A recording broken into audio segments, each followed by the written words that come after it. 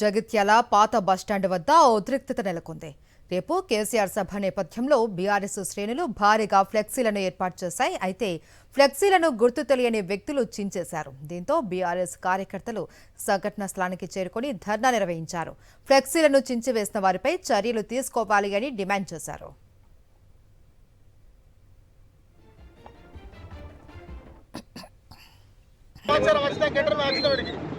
మరి ఎవరు నింపారో ఎందుకు నింపారో తెలియదు, కానీ ఎంత ఈర్ష్య ఎందుకు?